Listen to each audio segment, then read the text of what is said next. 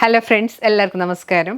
എല്ലാവർക്കും നമ്മുടെ പുതിയ വീഡിയോയിലേക്ക് സ്വാഗതം. ഇന്ന് ഞാൻ നിങ്ങളായിട്ട് ഷെയർ ചെയ്യുന്ന റെസിപ്പി വളരെ സിമ്പിളും വളരെ ഹെൽത്തിയുമായിട്ടുള്ളൊരു ചുരക്ക തോരൻ്റെ റെസിപ്പിയാണ്. ചുരക്ക പൊരിയൽ എന്നും പറയാം. വളരെ ടേസ്റ്റി ആയിട്ടുള്ള റെസിപ്പിയാണ്. പെട്ടെന്ന് ഉണ്ടാക്കിയെടുക്കാൻ പറ്റുന്നതാണ്, നല്ല ടേസ്റ്റിയുമാണ്. അപ്പോൾ എന്തായാലും നിങ്ങളൊന്ന് ട്രൈ ചെയ്ത് നോക്കുക.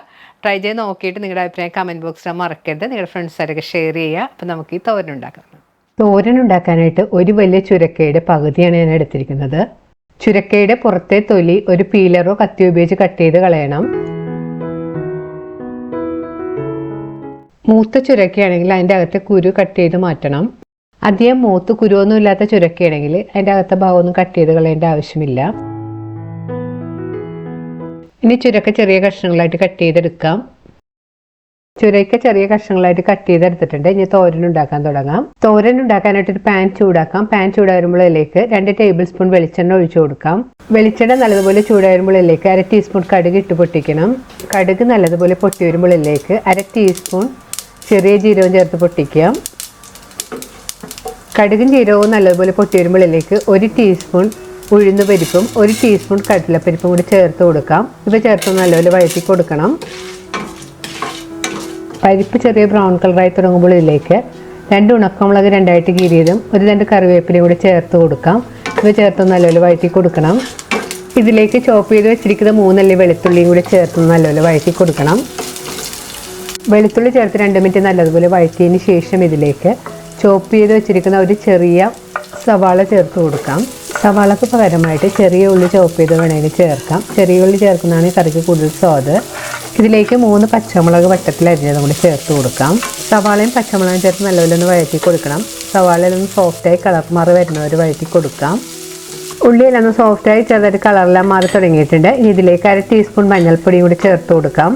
മഞ്ഞൾപ്പൊടി ചേർത്ത് നല്ലപോലെ വഴറ്റി കൊടുക്കണം. ഇനി ഇതിലേക്ക് കട്ട് ചെയ്ത് വെച്ചിരിക്കുന്ന ചുരക്കയും കൂടി ചേർത്ത് കൊടുക്കാം. ചുരക്ക ചേർത്ത് 2-3 മിനിറ്റ് നല്ലപോലെ വഴറ്റി കൊടുക്കാം. എണ്ണയും മസാലയെല്ലാം ഒന്ന് ചുരക്കയിൽ പിടിക്കാൻ വേണ്ടി 2-3 മിനിറ്റ് നല്ലപോലെ വഴറ്റി കൊടുക്കണം. കുറച്ച് സമയം നല്ലതുപോലെ വഴറ്റിയെടുത്തതിന് ശേഷം സ്റ്റവ് ഒരു മീഡിയം ഫ്ലെയിമിൽ വെച്ച് പാനൊന്ന് മൂടി വെച്ച് ഒരു 2-3 മിനിറ്റും കൂടെ കുക്ക് ചെയ്യാം. 3-4 മിനിറ്റ് മൂടി വെച്ച് കുക്ക് ചെയ്തതിന് ശേഷം പാൻ്റെ മൂടി മാറ്റി നല്ലപോലെ മിക്സ് ചെയ്ത് കൊടുക്കണം.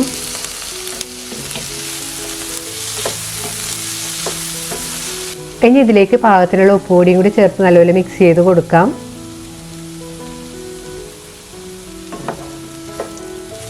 ഇനി ചുരക്ക ഒന്ന് കുക്കായി കിട്ടാൻ വേണ്ടി ഇതിലേക്ക് കുറച്ച് വെള്ളം കൊണ്ട് ഒഴിച്ചു കൊടുക്കണം. വെള്ളം കൂടി പോയത് ഞാൻ ഇതിലേക്ക് 1/4 കപ്പ് വെള്ളമാണ് ഒഴിച്ചു കൊടുത്തിരിക്കുന്നത്. വെള്ളം ഒഴിച്ചതിന് ശേഷം നല്ലപോലെ മിക്സ് ചെയ്ത് കൊടുക്കാം. അതിന് ശേഷം പാൻ മൂടി വെച്ച് മീഡിയം ഫ്ലെയിമിൽ വെച്ചൊന്ന് കുക്ക് ചെയ്യണം. ഇടയ്ക്ക് പാൻ്റെ മൂടി മാറ്റി നല്ലപോലെ മിക്സ് ചെയ്ത് കൊടുക്കണം. വീണ്ടും മൂടി വെച്ച് ചുരക്ക ഒന്ന് സോഫ്റ്റ് ആയിട്ട് വരുന്നവരെ കുക്ക് ചെയ്തെടുക്കാം. ചുരക്ക വെന്ത് കിട്ടാനായിട്ട് കുറച്ച് സമയം എടുക്കും. ഒരു മീഡിയം ഫ്ലെയിമിൽ വെച്ചൊരു 10 മിനിറ്റ് കുക്ക് ചെയ്യേണ്ടി വരും. ചുരക്ക പാകത്തിന് കുക്കായിട്ടുണ്ടോ എന്ന് നോക്കണം.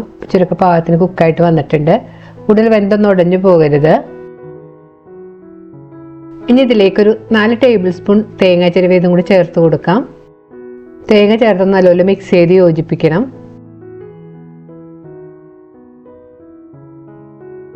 ഒരു തണ്ട് കറിവേപ്പിലയും കൂടി ഇതിലേക്ക് ഇട്ട് കൊടുക്കണം.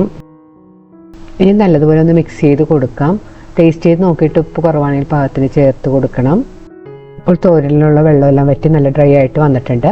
ഇനി നമുക്ക് സ്റ്റവ് ഓഫ് ചെയ്യാം.